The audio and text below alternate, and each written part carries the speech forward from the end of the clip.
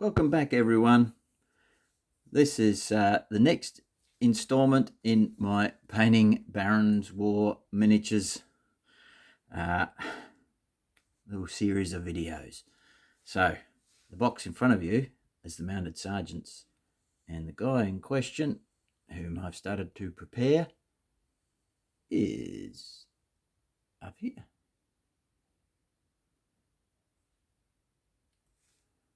And there he is. So, let's talk you through what I've done already. So if we can get him in focus, remove the box just for the memento and bring that down a little. Okay, so this guy, obviously he's already assembled from the plastic kit. This sergeant or man-at-arms, he's got your basic spear, he's got some mail, kettle type helm. I've blocked in the wood. If you remember in my previous video, I talked about basing the wood with a colour that I use from scale 75 called Iroko, but any other wood-like colour will do. And as in the first video as well, I've done my same method on the shoes, using burnt umber artist's ink to block in his shoes. Now, the horse, and of course I've undercoated the figure in my Gumtree green, which is sort of a greeny grey colour, but it almost looks white to the camera. He's had his base texture put on, and I use, hold on a sec, let me pause while I grab it, and I use Vallejo Diorama Effects Earth Texture. Nice big tub. And I've just applied that to the base with a toothpick. Bit fiddly, but you know, you don't have to apply it with a toothpick. You can use something else. So it's already pre-colored. So it's got a nice dark earthy base.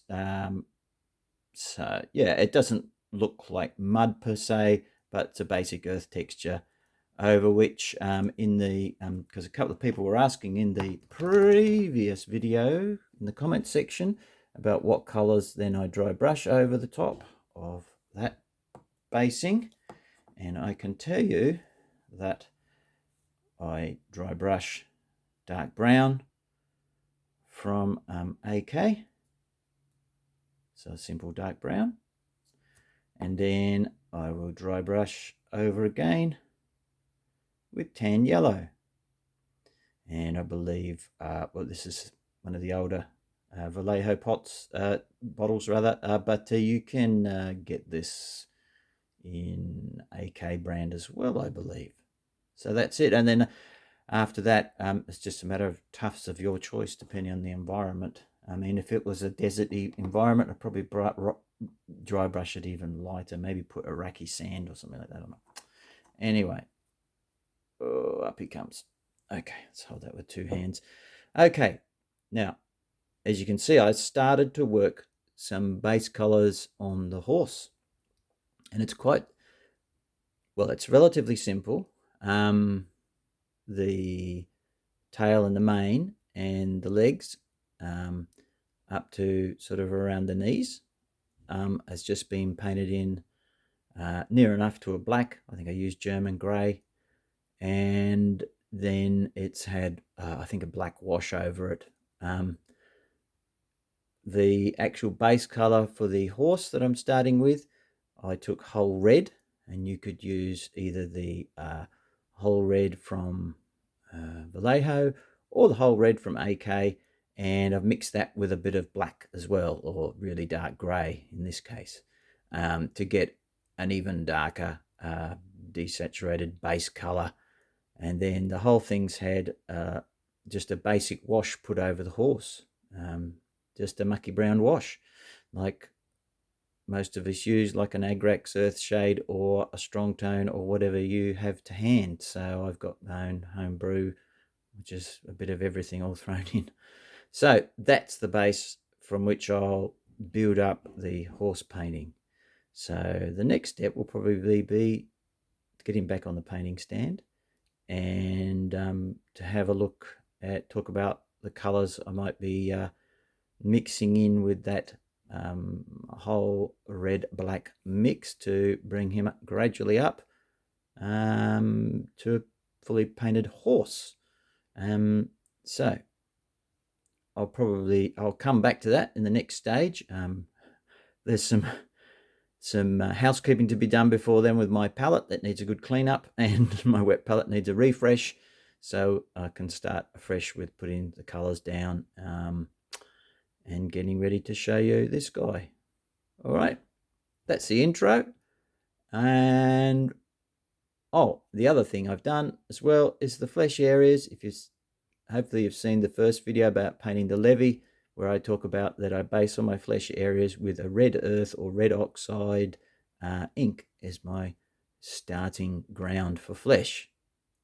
And I've put a bit of that wood color also on his the wooden parts of his saddle, as it were.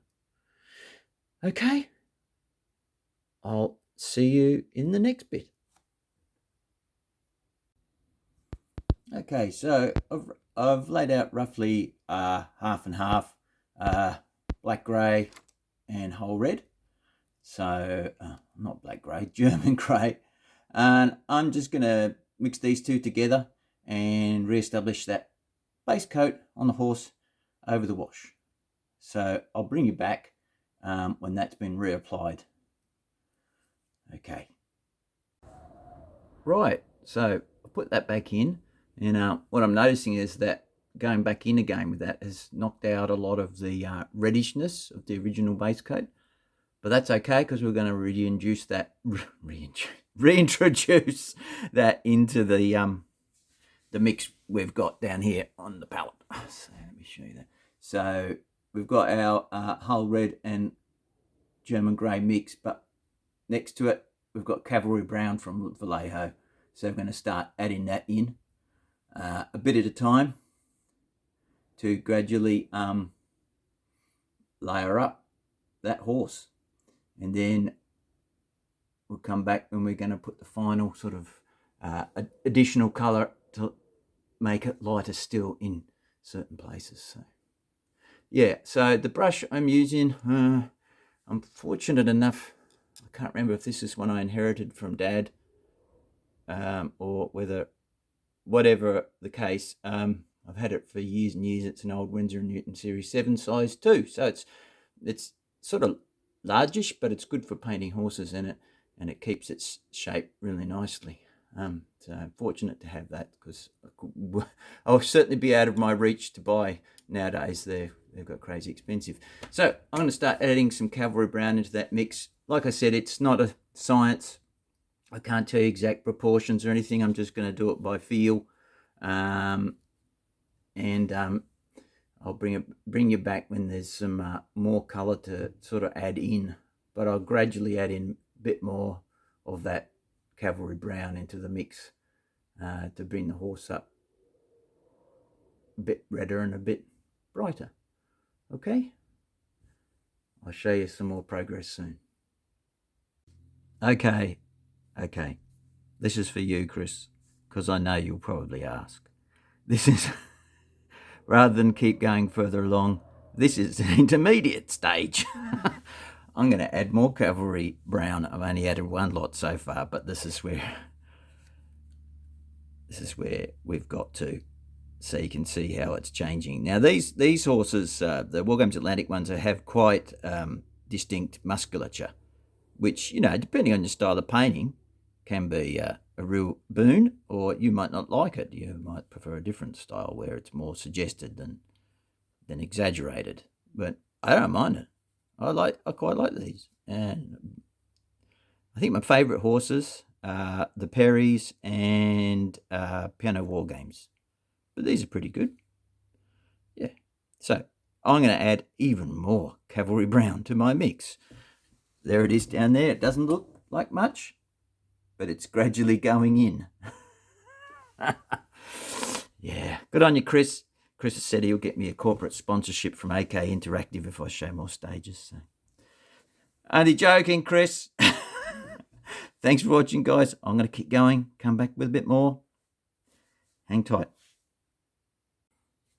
Okay, next intermediate stage. He's starting to glow a bit more with the red, putting more onto the top parts of the muscles, the more prominent things, except you can go light under there. There's that bit of stretch of skin there. You often find that there's a lightness under the belly of a horse there. Best thing is just to look at pictures of real horses, or if you've got access to them, look at them in the paddock. But yes, we're getting lighter on the rumps there and on the down the neck. But so that's 2 lots of cavalry red with that we're adding to the mix. But I think I'm going to jump to the next stage. But got to be very careful with this one, because we're going to put in down here. We're going to put in that lighter colour, which is light brown from Vallejo. But you could use that, or if you didn't have that, you could use, just grabbing it here, orange brown from Vallejo model colour as well, which is very close. They're very close. The light brown is just a little lighter. Either one would be fine. So we're going to add that into our mix and get a lighter final highlight stage, and hopefully I'll keep tinkering until it looks about right. You also might have noticed that our chappie doesn't have a shield, and that's because sometimes I paint with the shields already on, sometimes I leave them off and put them on after. Yeah, I've left it off on this occasion. I just wanted to, so I've got that on a stand behind that blue background, where I've painted the back of it with the wood colour and painted in the leather straps and stuff, and I think the little metal studs on it. So that'll get reintroduced later. But what I might have to do, because it's a plastic on plastic bond, I might have to just hold it up dry and see where it's touching, and then scrape away on the back of the shield and maybe places on the arm to reveal the bare plastic, so that when I use the thin cement, it'll allow a proper bond rather than paint on paint. So yeah, because it melts the plastic to it, fuses it. So that's probably what I'll do with that. Not sure yet if I'll do it. I mean, it'll be a simple shield design anyway, and he won't have any heraldry per se. He'll just have some very simple shield design. I'm not quite sure what yet, but because he's not a knight, he could be a mercenary, or just a part of a household retinue, a sergeant at arms or a man at arms. Anyway, let's hit this fella with this horsey here with another highlight. There's still other things to do on the horse. Of course, we've got the mane and the hooves and yeah, all the tack, the harnesses and all that sort of stuff. So yeah, plenty to do there. I might have to split this into a couple of videos, so you've got a video about how I paint the horse, and then we'll move on to the dude. All right, I'm going to lighten this up a bit more. So there you go. He's had his final highlights with that light brown mixed in. Now, as I'm looking at the screen right now, man, that doesn't look like what it looks like to my eye, because it's doing funny things with the layering, the highlights. The camera breaks them into these sorts of chunks. Very strange.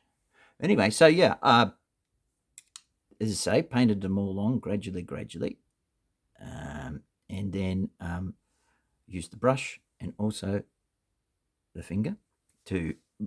Sometimes what I'll do is, particularly up here on where you're adding some fairly strong highlights, as you can see how the light falls on that and how it sort of drops away into the shadow.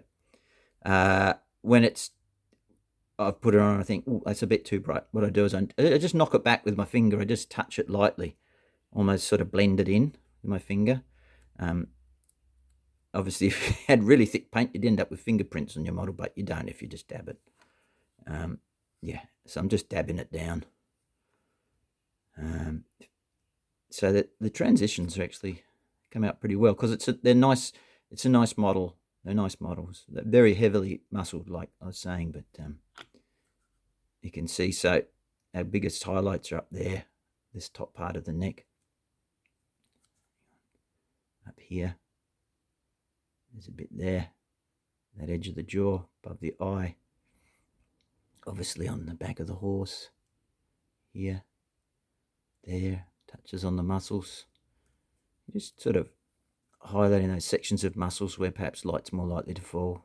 This group here, there, along the neck there. And I tend to let the face on this type of horse anyway. It depends on the type of horse it is and whether it's got a dark skin underneath, which this one has.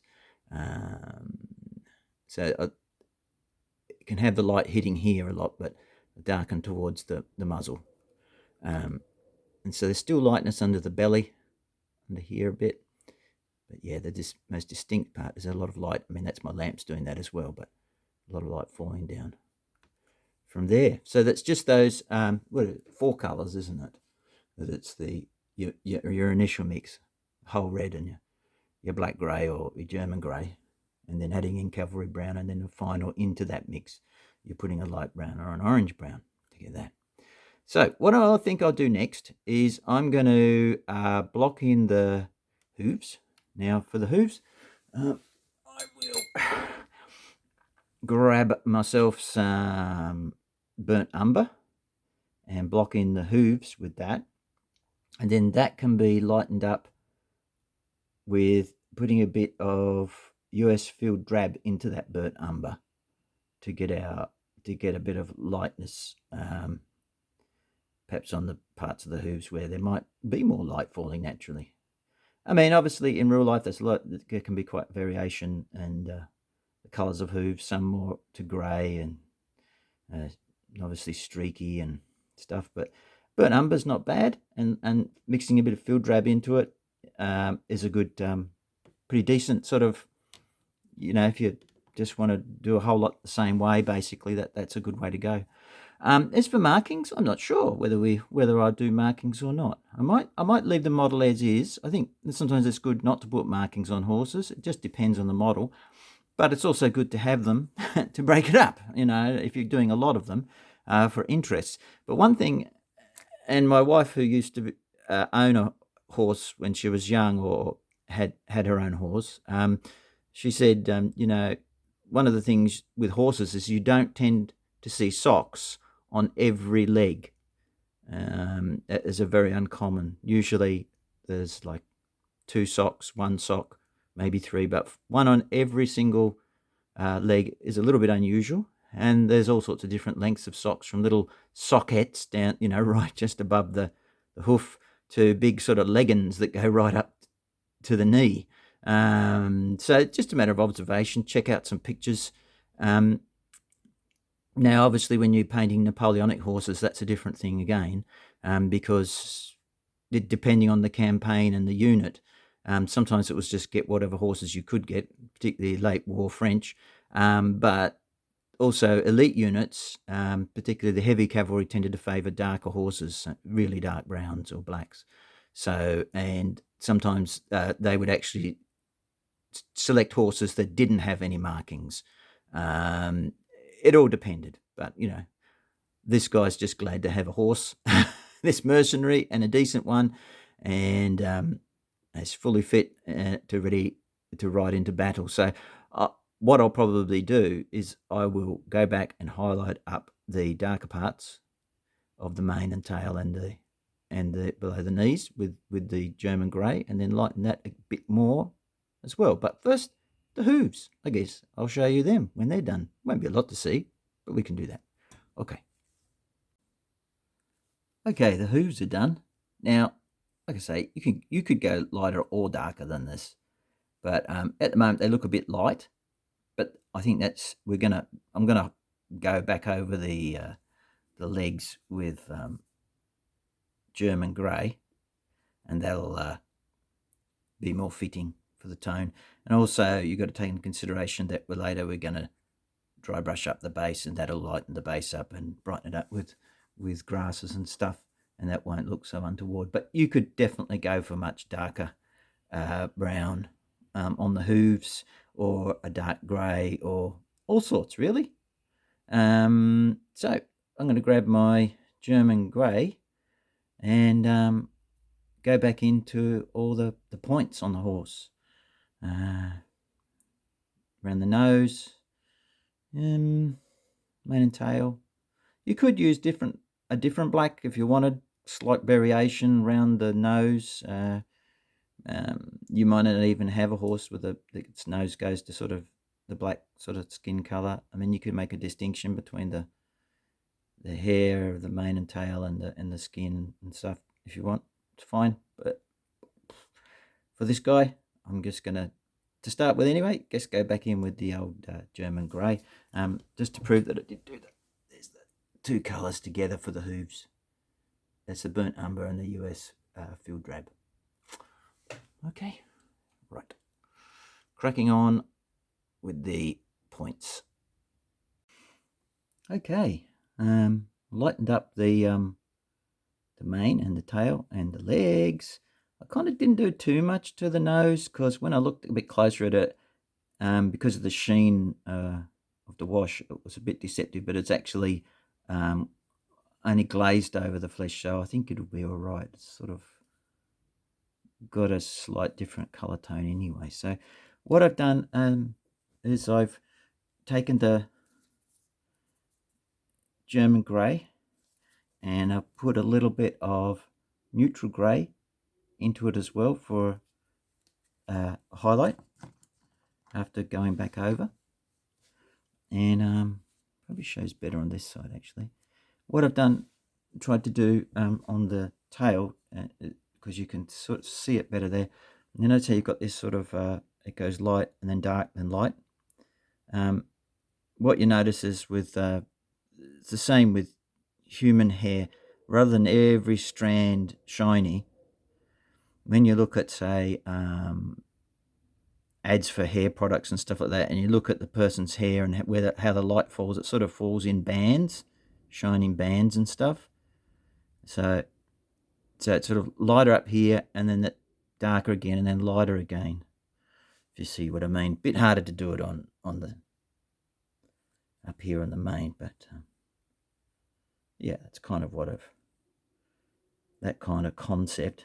And so you can see that, yeah, that's lightened the legs up quite a bit just through highlighting that. So now, if a horse is in battle, obviously its nostrils are going to be flaring. There might be flecks of sweat on the flanks and around here and stuff like that. But you know, I've never painted them in, but I've seen some people do it. But yeah, what I tend to do is just put a tiny dot right at the back of the eye. So blocking the eye with a nice dark brown, a really dark brown, almost black. But unless he is turning his head to look at something in particular direction, I would avoid putting a dot at the front of the eye. And if you're going to put one at the front of the eye, don't put one at the back of the eye, because that one at the front will indicate that he's looking over here or something like that. But a dot at the back can indicate two things. It can just be reflected light, but it can also mean that he is really looking ahead and he's worked up and his eyes are bulging a bit. So you might see a bit of the back white of the eye. But as you can see, they have very large eyes. Not very much of the white at all visible, horses. So quite different from the human eye, in which you see the white on either side and the iris in the middle. So I'm just going to dot this in, and I'm just going to use there it is, teeny dot. Where are you? There, a dot of like an ivory colour. Okay, and I'll show you what it looks like. And I need to think of some colour for the horse's tack that doesn't look the same colour as the horse. Back in a sec. Right, so there's the eye. A teeny weeny little dot in the corner. And from the other side, another one. So fairly subtle. And I'd say, look, it's probably not even something that you really probably need to do in a lot of ways. But anyway, I'm going to go off and have a think about what colour. Sorry about the dog. Shh, Pep. And work out what colour for this harness. I'll be back when I've done it and I'll tell you what I use, because I don't even know yet. Bye. Okie doke. right, I figured something out for the horse tack, and at the last minute remembered that the stirrups, the leather straps to the stirrups needed doing too. So, yes. So what I decided was, worked out actually to be a decent sort of contrast to the reddish browns, was I put down, for the horse tack, I put down German camo black brown, and then I highlighted that harness with German camo medium brown. Kind of makes sense, doesn't it? And it actually, I'm quite pleased with how that looks. It's a nice contrast. It's a different type of brown to the brown of the horse, which I think is kind of important. Otherwise, it can get a bit lost. But I mean, there's enough sort of shadow and stuff causing it to pop out and things like that. So there's just some, some subtle sort of strokes and lines and just edge highlighting on that tack and that harness. Yeah. So our horse for the moment is complete. Now I haven't done the metal bits yet, in the bit and bridle and all that sort of stuff. I'll do that later when I do the other metallics and things, and obviously his stirrup that we've got there. So I'll call this a video for the moment, guys, on painting the horse for the Mounted Sergeant from Wargames Atlantic. I really hope you found it useful. In case anyone asks me about the white horse markings, I would probably just use something like neutral grey, and then maybe mix in some deck tan, and then maybe a bit of off-white into that, sort of gradually lighten it up. Like it depends over what surface it was. I may even start with a lighter colour like deck tan and just add some off-white into that. Depends how distinctive the shadows were. Probably on the forehead, you could probably go, on the head of the horse, you could probably go lighter base. But I'm thinking for socks where it's going over lumpy bumpy bits, to use the technical term, on the legs, you might want to start with a base of neutral grey and then add your deck tan and then add your off-white, so that you can leave some of the neutral grey in those sort of, in the musculature and this, where the sinews are and things like that. So that's it for now. I hope you enjoy this video, part 1, and next time we'll be back to talk about the dude himself. Okay, thanks for watching, guys. I hope you enjoyed this format, and I'll see you in the next video. Bye for now.